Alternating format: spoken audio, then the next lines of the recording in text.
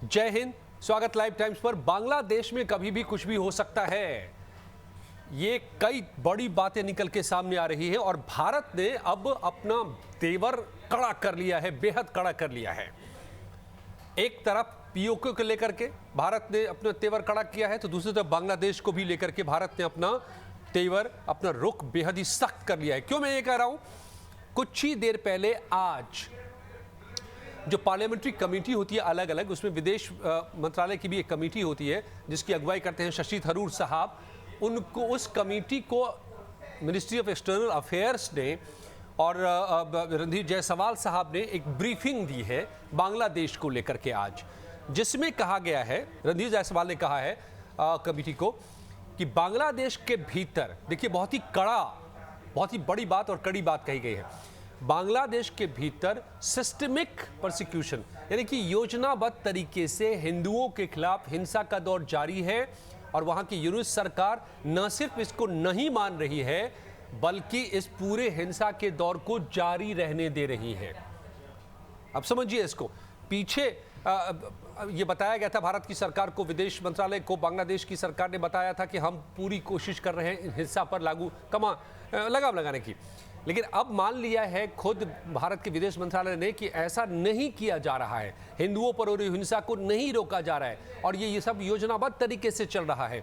ये आज ये जो ब्रीफिंग दी गई है external ministry of external affairs की तरफ से पार्लियामेंट्री कमेटी को, उसमें ये सारा बताया गया है। अब इसका मतलब क्या हो जाता है समझिए। बिम्स्टेक की बैठक होने वाली है अप्रैल के पहले हफ्ते में। बांग्लादेश ने चिट्ठी लिखी थी भारत को कि प्रधानमंत्री और मोहम्मद यूनुस की मुलाकात होने दें। भारत ने कोई जवाब नहीं दिया। बांग्लादेश ने पूरी तैयारी करके रखी हुई है, लेकिन भारत ने अब तक कोई जवाब ही नहीं दिया है। यहाँ तक ये भी नहीं पता कि पीएम जाएंगे भी कि नहीं बिम्स्टेक में। क्यों? भारत में जो कह रहा हूं कि भारत ने सख्त तेवर अपना लिया है, ये कि भारत, उनके चिट्ठी का कोई जवाब भारत ने नहीं दिया है कि दोनों, और बांग्लादेश ने माना है कि तनाव हमारे दोनों देशों के संबंधों के बीच में आ चुका है और ये इसमें कमी आ सकती है अगर दोनों नेता मिलेंगे तो, लेकिन भारत ने कोई जवाब नहीं दिया। यानी कि भारत कोई दिलचस्पी नहीं दिखा रहा है उनके मोहम्मद यूनुस से मिलने में, क्योंकि ये जो विदेश मंत्रालय का नजरिया है और जो जानकारी है वो जो आज ब्रीफिंग में बताया गया है कि वहां पर दरअसल हिंदुओं के खिलाफ उत्पीड़न का दौर जारी है, सुनियोजित तरीके से चल रहा है और उसको रोकने की भी कोई कोशिश नहीं हो रही है और इसको एक्नॉलेज भी नहीं कर रहे, मान भी नहीं रहे हैं यूनुस, और ना ही इसके खिलाफ कोई कार्रवाई कर रहे हैं। तो ये सारी बातें बता रही हैं कि भारत की अब भौं टेढ़ी हो रही है। भारत जो है नजरें अपनी टेढ़ी कर रहा है बांग्लादेश पर, कोई जवाब नहीं दे रहा है मिलने मिलाने की। दूसरी तरफ मोहम्मद यूनुस अभी चीन पहुंचे हैं, कटोरा लिए, हर शर्त मानने को तैयार हैं कर्ज को लेकर के मोहम्मद यूनुस कि किसी भी शर्त पर, लेकिन चीन हमें पैसे दे दो, बचा लो, क्योंकि भारत ने जो और भारत और बांग्लादेश के बीच जो इस वक्त के संबंध हैं, हालात हैं, वो उस सब के बीच में बांग्लादेश की हालत खराब हो चुकी है आर्थिक तौर पर। तो अब वो कटोरा लिए घूम रहे, हर कई जगहों से अभी तक लोन मांग चुके हैं, अब पहुंचे हैं चीन और वहां पर थिंक टैंक से मिलेंगे और बात करेंगे और पता नहीं जो भी कुछ करेंगे वहां पर। तो 4 दिन के दौरे पर वहां पहुंचे हैं, वहीं से फिर बिम्स्टेक भी जाने की बात कही जा रही है उनकी। इसी सब के बीच में पिछले कई दिनों से खबरें बांग्लादेश से निकलकर सामने आ रही हैं, पुष्ट अपुष्ट कई तरह की, कि क्या बांग्लादेश में तख्ता पलट हो सकता है। सेना ने, बांग्लादेश की सेना ने इस खबर को खारिज भी किया। बातें इतनी उठी कि बयान देना पड़ा आर्मी को कि ऐसी कोई बात नहीं है, ये सब अफवाह है। लेकिन फिर भी अफवाह खत्म नहीं हुए हैं। बांग्लादेश के भीतर में ऐसी तस्वीरें सर्कुलेट कर रही हैं, वहां की चर्चा में ऐसी बातें आ रही हैं कि कई जगहों पर वहां देखा जा रहा है आर्मी को फ्लैग मार्च करते हुए। ये भी बताया जा रहा है कि कई जगहों पर 9th बटालियन है, वहां पर जमावड़ा है आर्मी का। तो कई, और इससे पीछे आर्मी ने कई ऐसे बयान दिए हैं कि जल्द से जल्द चुनाव हो बांग्ला, ताकि जो आर्मी है वो अपने बैरकों में लौटे। अभी कानून व्यवस्था संभालने में आर्मी लगी हुई है, लेकिन ये होता अभी नहीं दिख रहा है। और इस सब के बीच में ये लगातार जिस तरह की अफवाह उड़ रहे हैं, जिसका खंडन करना पड़ा है आर्मी को। तो आखिर इतनी अफवाह क्यों? कहा जाता है ना, कहावत है कि बिना आग के धुआं तो उठता नहीं है। तो बांग्लादेश के हालात तो सारे ये इशारा कर ही रहे कि कभी भी कुछ हो सकता है वहां पर, और मुल्क संभल नहीं रहा है, वहां पर कट्टरवादी हावी हो रहे हैं, ये बात खुद आर्मी को भी परेशान कर रही है कि ये आतंकियों का गढ़ न बन जाए। और आर्मी ने साफ साफ स्टेटमेंट देकर के आर्मी चीफ ने बांग्लादेश के पिछले दिनों कहा था कि हम बांग्लादेश में एक स्वस्थ और स्थिर सरकार चाहते हैं। तो मतलब क्या कि ये अस्वस्थ कौन करने वाले होते हैं एलिमेंट्स? तो यही जो कानून के अलग अपना कानून चलाने की कोशिश करते हैं, जैसे पाकिस्तान में चलता है। आतंकियों का साम्राज्य वहां पर फैला हुआ है और अब पाकिस्तान को लहूलुहान कर रहा है, वहीं आतंकवाद खुद अपना ही पाला हुआ। तो ये हम बांग्लादेश में नहीं होने देना चाहते हैं, आर्मी ने साफ तौर पे कहा था।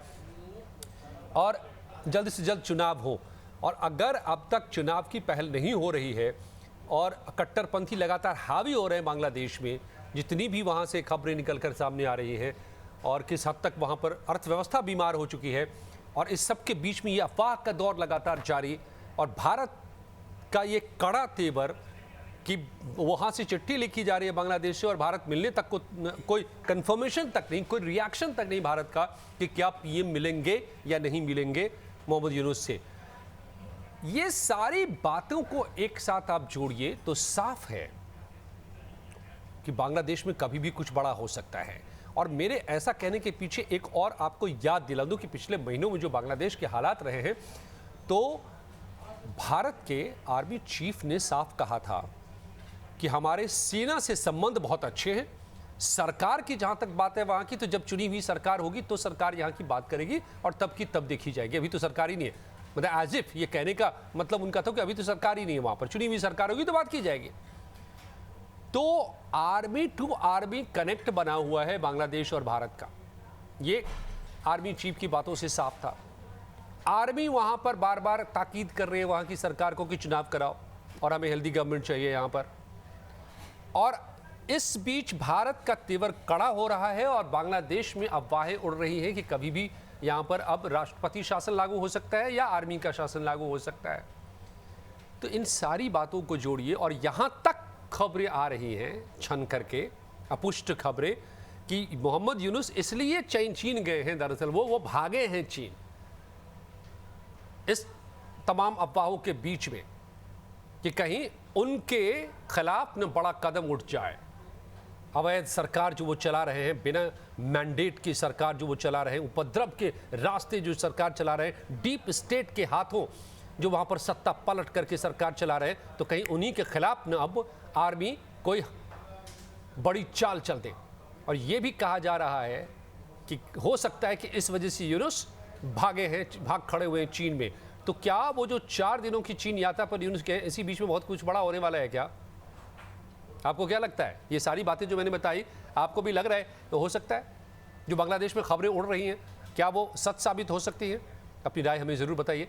और आपको क्या लगता है कि होना चाहिए क्या बांग्लादेश में? जो रिपोर्ट बताती है विदेश मंत्रालय की, वहाँ पर हिंदुओं के खिलाफ लगातार हिंसा का दौर जारी है और उसे रोकने की भी कोई कोशिश नहीं हो रही है। अपनी राय हमें ज़रूर बताएं। वीडियो पसंद आई हो तो लाइक कीजिए, शेयर ज़रूर कीजिए अपने साथ तमाम दोस्तों के साथ। बहुत बहुत धन्यवाद।